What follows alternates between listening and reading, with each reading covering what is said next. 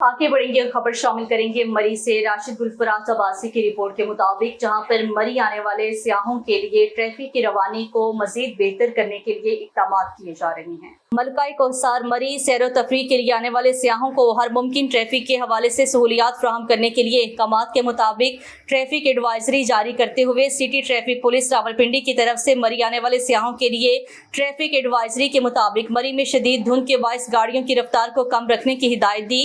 CTO Taimur Khan ने कहा है कि सियाहों को हर मुमकिन सहूलियात बाहम पहुंचाई जाएंगी। शदीद धुंध और महकमा बारिश की सूरत में फोक लाइट और डबल इशारों का इस्तेमाल करें। सियाहों की सहूलत के लिए इजाफी नफरी तैनात कर दी गई है। DSP ट्रैफिक मरी खुद फील्ड में मौजूद हैं।